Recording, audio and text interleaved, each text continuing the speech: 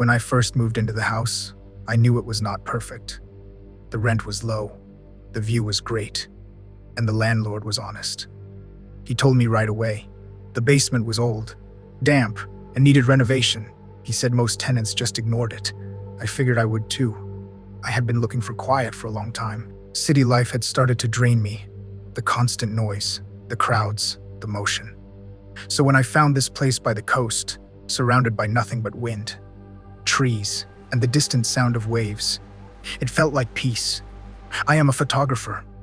Landscapes mostly. I travel a lot, shoot seasonal projects, and spend long nights editing in silence.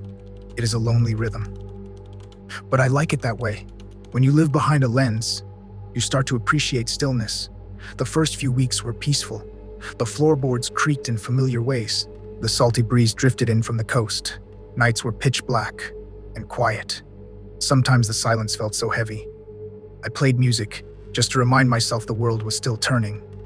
The first time I noticed something strange was about a month in. I came home after a shoot and caught a sharp sour smell in the living room. I thought it was me, old gear, maybe food left out. I opened a window and forgot about it. But the next morning, it was stronger. The air was heavy, thick with warmth. That should not have been there. It came from one of the vents by the wall, a slow breath of hot air, steady and unnatural. I brushed it off at first. The landlord had said the basement was unsealed. Maybe the earth below was releasing heat. But over the next few days, it changed. The smell grew sharper. The warmth lingered. Even when I was gone, sometimes, when I came home late, the air would hit me, humid. Like someone had been living there while I was gone. I checked the locks. All fine. Windows shut, doors bolted. Still, the feeling would not leave. One night, while editing photos, I heard something beneath the floor. Not pipes, not settling wood.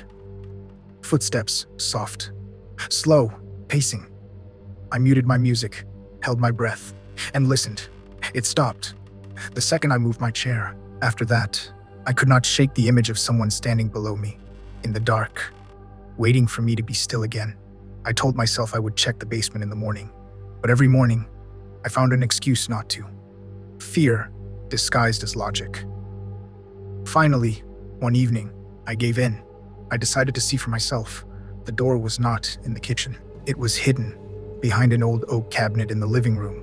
When I dragged it aside, dust filled the air. Behind it, a heavy wooden door with a rusted metal latch. It looked untouched for years.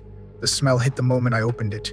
A hot, metallic scent, thick enough to taste. I turned on my flashlight and stepped down the stairs. The basement was silent. The beam cut through dust and dark. At first, just storage boxes and old paint cans. Then, at the far end, something pale, a mattress. It lay flat on the floor. Stained, the fabric wrinkled from weight. Next to it, an overturned chair, a blanket, half folded. But what stood behind it froze me. A corkboard, covered in Polaroids. Dozens of them. I stepped closer. Each one slightly curled, but clear enough to recognize. They were all of me. Cooking, working, sleeping moments from inside the house. Different times, different angles. Some shots looked like they were taken through windows. Others, from vents.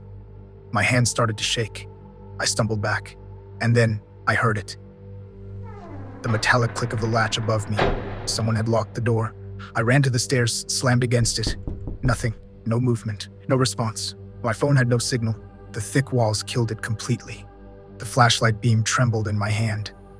I turned back, searching for another way out. And then, I saw it.